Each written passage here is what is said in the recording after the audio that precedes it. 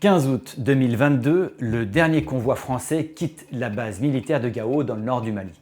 C'est la fin officielle de l'opération Barkhane, la mission de contre-terrorisme de la France au Sahel pendant des années.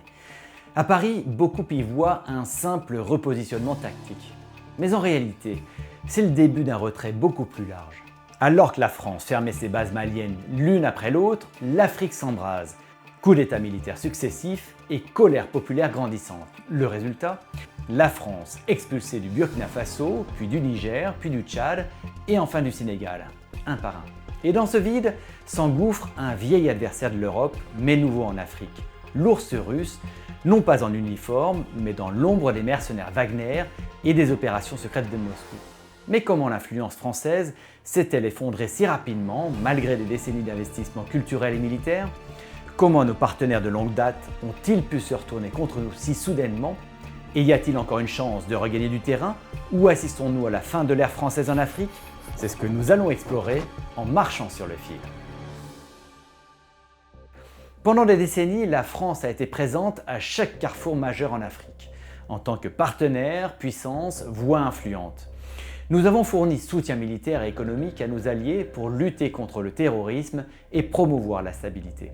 Mais entre 2022 et 2025, le tableau s'est inversé. Soudain, les rues de Bamako, Ouagadougou et Niamey résonnent de slogans. À bas la France, dehors. À Paris, c'est la stupeur. D'où vient cette vague soudaine de sentiments anti-français ? En réalité, ce virage n'est pas complètement spontané. D'après des enquêtes du Monde, de Die Deutsche Welle et du Royal United Services Institute, le RUSI, porte assez mal son nom celui-ci, des preuves solides révèlent l'existence d'une campagne de désinformation coordonnée par la Russie pour nuire à la réputation de la France en Afrique. À travers ce qu'on appelle le projet LACTA, le Kremlin, selon l'Internet Research Agency, a visé les pays du Sahel avec des milliers de faux comptes inondant les réseaux sociaux de propagande anti-française. Accusations de pillage des ressources et de soutien à des régimes autoritaires. Selon les rapports du RUSI, la Russie a financé des médias locaux comme African Initiative et Afrique Media pour diffuser un contenu ciblé, redéfinissant le récit politique et sapant systématiquement l'image de la France. Comme l'a révélé AP News, des agents de Wagner ont versé de l'argent à des journalistes et influenceurs centrafricains en échange de contenus pro-Moscou et anti-français. Une stratégie redoutablement efficace pour transformer la France en relique coloniale et la Russie en allié stratégique, défendant la souveraineté africaine. Mais la stratégie ne s'est pas limitée à une guerre de l'information, elle s'est aussi incarnée sur le terrain. En avril 2022, Wagner est surpris en train de mettre en scène de faux charniers au Mali pour accuser l'armée française de crimes de guerre. Accusations ensuite démenties par des images satellites fournies par la France.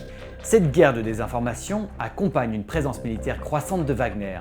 Formation des troupes africaines, protection des dirigeants, déploiement autour des mines d'or et d'uranium. Le résultat ? Une série de coups d'État, les mêmes slogans, les mêmes accusations. La Russie a reprogrammé l'opinion publique africaine, redessiné le jeu géopolitique, s'est faite libératrice. Et la France ? Reléguée au passé. À peine la France se retire-t-elle du Mali, du Burkina Faso et du Niger, que la Russie s'empresse de réoccuper le terrain. Dans le vide laissé, elle déploie ses forces officieuses, les mercenaires Wagner, puis l'Afrika Korps, désormais sous contrôle du ministère russe de la Défense. Selon une enquête du Monde de 2024, les forces de Wagner s'installent dans les centres d'entraînement militaires, escortent les dirigeants centrafricains et sécurisent des zones minières clés, notamment les gisements d'or. Le RUSI explique que Wagner fonctionne selon un modèle sécurité contre ressources.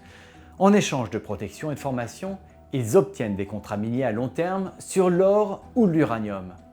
The Guardian révèle aussi que Wagner gèle la sécurité autour de mines sensibles au Mali et participe à des opérations contre des groupes armés, renforçant leur rôle aux yeux des nouveaux régimes.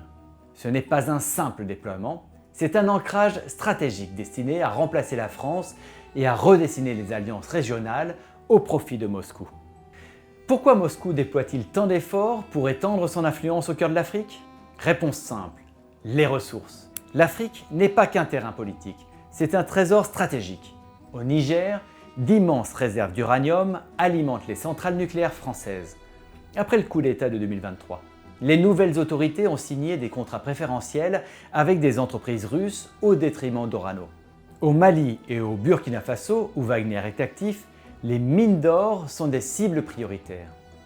Comme le rapportent le Financial Times et Le Monde, Wagner sécurise les sites d'extraction en échange d'exportation ou de parts de bénéfices. En Guinée et en Angola, des entreprises russes acquièrent des parts dans les grands projets pétroliers et gaziers. Face aux sanctions occidentales, l'Afrique offre à Moscou une alternative énergétique et des moyens de financer la guerre.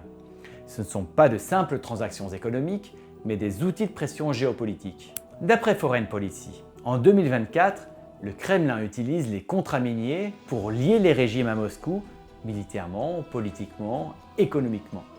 C'est ce qu'ils appellent une hégémonie douce par l'or et le pétrole. Tandis que les investissements occidentaux diminuent, la Russie remplit le vide via des sociétés prétendument indépendantes mais liées au Kremlin, comme l'Obey Invest en Centrafrique ou M-Invest associé à Wagner. Pour la Russie, l'Afrique n'est pas qu'un partenaire, c'est un cordon vital économique, un levier stratégique dans un monde de plus en plus polarisé. À chaque retrait français, chaque contrat signé entre Moscou et le Niger, le Mali ou le Tchad, une question entre Paris et Bruxelles. Sommes-nous à l'aube d'une nouvelle guerre froide sur le sol africain? Le champ de bataille d'aujourd'hui, ce ne sont plus les chars ou les frappes aériennes, mais les récits, les alliances, les réseaux d'influence. La France, puissance historique, fait face à une hostilité populaire et à des régimes moins alignés sur les valeurs occidentales. La Russie, autrefois étrangère à l'Afrique, a tissé un réseau mêlant sécurité, médias et ressources minières. Et les États-Unis et l'Union européenne? Ils regardent, prudents, réactifs, hésitants. En juillet 2023, la Russie organise le sommet Russie-Afrique à Saint-Pétersbourg. Plus de 40 délégations officielles sont présentes. Le message est clair, un monde multipolaire, décolonisation, nouveaux partenariats dominent les discours. En parallèle, la Russie offre aide militaire, soutien diplomatique et même des livraisons de céréales gratuites, une offensive de soft power pleinement assumée. Mais derrière ces alliances nouvelles, des risques apparaissent. Comme l'avertit The Economist, beaucoup de pays africains pourraient s'enfermer dans des partenariats à court terme servant les puissances extérieures sans renforcer leur propre autonomie. Et selon le CSIS, la présence de Wagner ou de ses successeurs officiels pourrait entraîner moins de transparence, plus de violations des droits humains et des ressources servant à financer la guerre en Ukraine ou d'autres conflits. Bref, il est moins que certain que la population locale y gagne au change. Conclusion. Alors que l'influence russe s'étend au cœur du continent, la France fait face à une double menace, la perte de ressources vitales, uranium, or, et le remplacement de ces entreprises par des sociétés soutenues par le Kremlin.